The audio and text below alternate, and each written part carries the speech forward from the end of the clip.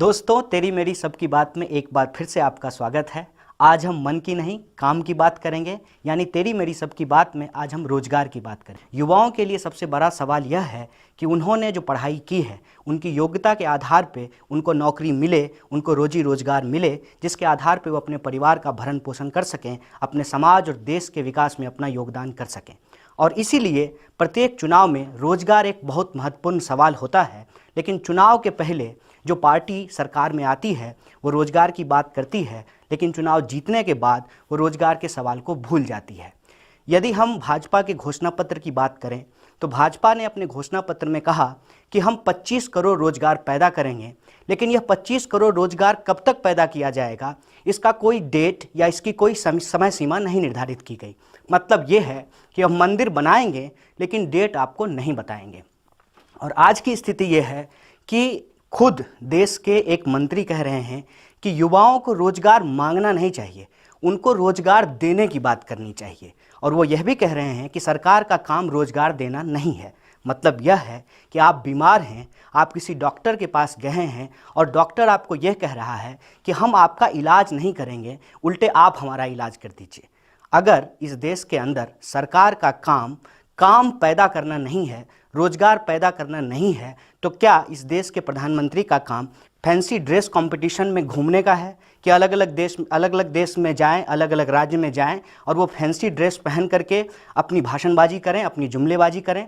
लेकिन जो उन्होंने कहा है, जो वादा उन्होंने जनता से किया है, क्या उसके ऊपर युवाओं का काम नहीं है कि वो उन पर सवाल खड़ा करें? और मैं समझता हूँ कि इस देश के युवा अपने काम को लेकर के, अपने आत्मसम्मान को लेकर के सवाल खड़ा कर रहे हैं। और शायद यही वजह है कि काम के बात को झुठलाने के लिए आज मंदिर, मस्जिद और पाकिस्तान की बात की जा रही है।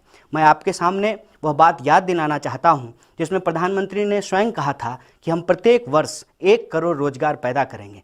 लेकिन स्थिति यह है कि प्रत्येक वर्ष 1,35,000 रोजगार भी पैदा नहीं किया गया है। लेबर ब्यूरो के अनुसार जुलाई से लेकर के अक्टूबर के बीच में इस देश की बेरोजगारी दुगनी हुई है। वह 3% से बढ़ करके लगभग 6% हो गया है। हमारे यहाँ एक बात और भी कही जाती है कि भूखे भजन न होए गोपाला। तो पेट भरने के लिए हम कुछ ना कुछ काम जरूर करते हैं, लेकिन लेबर ब्यूरो उन लोगों को जो अपनी योग्यता के आधार पे कमतर कामों को करते हैं उसको बेरोजगार के रूप में शामिल नहीं करती है। यदि उसको छोड़ भी दिया जाए तो भी भारत में बेरोजगारी लगातार बढ़ी है। और बेरोजगारी को दूर करने के लिए जो बड़ी बड़ी योजनाएं सरकार के द्वारा लागू की गई है उसकी स्थिति ये है कि उस पर खर्च तो बहुत हुआ है लेकिन उससे रोजगार पैदा नहीं हुआ है।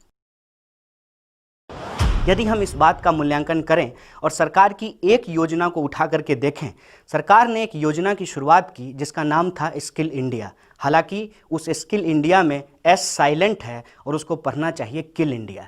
स्किल इंडिया के अंतर्गत 12,000 करोड़ रुपया खर्च किया गया और उससे मात्र 17% लोगों को रोजगार मिला। मतलब 100 लोगों को स्किल बनाने की ट्रेनिंग दी गई, उसमें से मात्र 17 लोगों को रोजगार मिला। ऐसा क्यों हुआ है? ऐसा इसलिए हुआ है कि बाहर में जहां आप पढ़ाई करते हैं, किसी विद्यालय में, किसी विश्वविद्यालय में, और जब आप काम के लिए बाहर निकलते हैं तो बाहर रोजगार है ही नहीं। भारत के अंदर यदि मैं इंजीनियरिंग की बात करूं तो प्रत्येक वर्ष लगभग 5 लाख से ज़्यादा इंजीनियर तैयार होते हैं, लेकिन बाहर में रोजगार की स्थिति ये है कि प्रत्येक वर्ष 1.5 लाख रोजगार भी पैदा नहीं होता है। मतलब ये है कि इस देश के जो इंजीनियर हैं उनको जब नौकरी नहीं मिल रही है तो इस देश के अंदर जो नॉन स्किल्ड लोग हैं, जो नॉन टेक्निकल लोग हैं, उनको नौकरियां कहां से मिलेगी? और उस बात को ही आधार बना करके प्रधानमंत्री जी ने कहा कि हम भारत को डिजिटल करेंगे।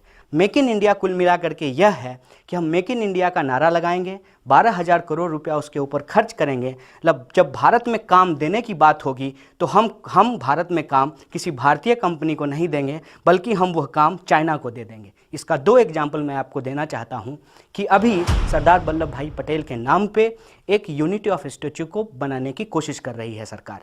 वह काम लगातार हो रहा है और सार्वजनिक क्षेत्र की कंपनियों ने उसके लिए अनुदान दिया है, उसके लिए चंदा दिया है।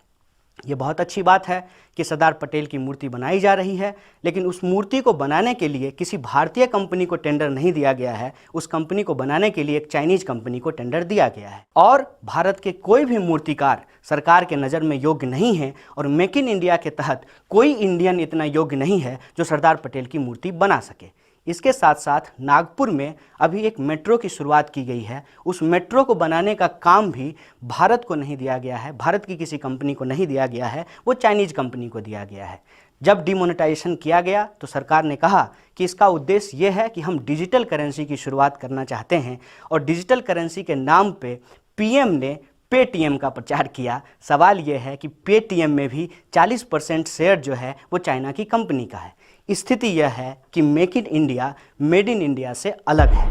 मेड इन इंडिया से मेक इन इंडिया अलग इस रूप में है कि किसी भी भारतीय कंपनी के साथ विदेशी कंपनी का बिना किसी समझौता का वो यहाँ पे आएंगे, अपनी कंपनी लगाएंगे, अपनी टेक्नोलॉजी हमको नहीं देंगे। मतलब यह है कि हम भारतीय लोग विदेशी कंपनियों के प्रोड्यूसर नहीं बनेंगे, सिर्फ और सिर्फ कंज्यूमर बन करके रह जाएंगे। शायद यही वजह है कि आज हमको इस कॉरपोरेट राज में ब्रिटिश राज की याद आ रही है कि मैनचेस्टर की कंपनियां हिंदुस्तान आती थी और यहाँ के जो सूत पैदा करने वाले, कपास पैदा करने वाले किसान थे, उनके कपास को खरीद करके इंग्लैंड ले जाती थी और वहाँ से कपड़ा तैयार करके वापस हिंदुस्तान के बाज़ार में बेचती थी। नतीजा ये था कि सोने की चिड़िया कहे जाने वाली हिंदुस्तान का सोने का अंडा अंग्रेज़ों के पास होता था और भारत एक अमीर देश था, लेकिन भारत की जनता गरीब थी।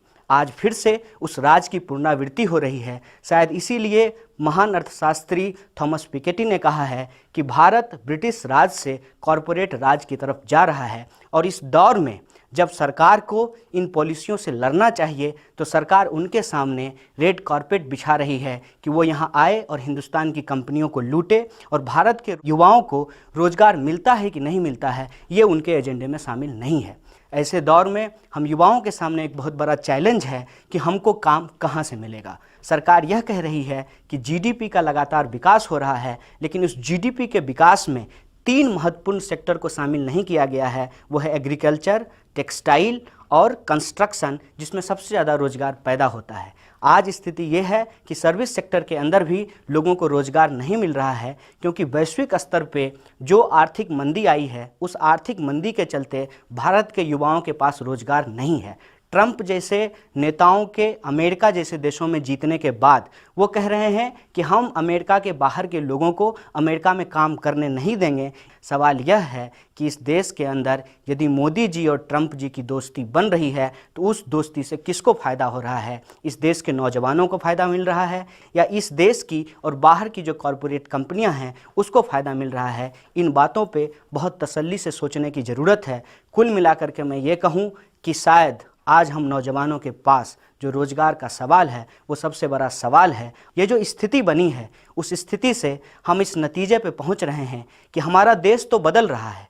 देश इस रूप में बदल रहा है कि जो ब्रिटिश राज के जासूस थे आज कॉरपोरेट राज के भोपू बन चुके हैं। विकास हो रहा है, लेकिन इस देश की बेरोजगारी में विकास हो रहा है, इस देश की गरीबी में विकास हो रहा है, इस देश की महंगाई में विकास हो रहा है।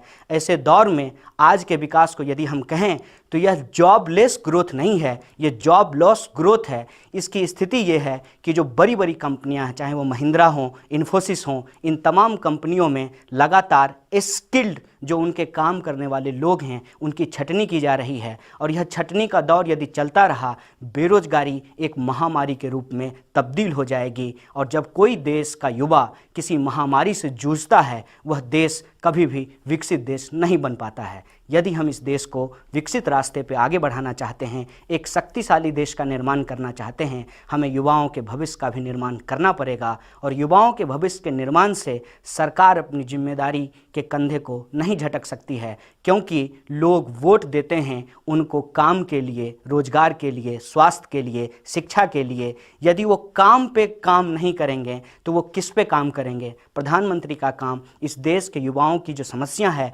उसको हल करना है, और इस देश के युवाओं की सबसे बड़ी समस्या ये है कि पढ़ने लिखने के बावजूद, स्किल होने के बावजूद उनके पास रोजगार नहीं है। इस देश के युवाओं को हर हाल में बचाना होगा, और मंदिर मस्जिद पाकिस्तान की जगह हमको काम की बात को तवज्जो देनी होगी।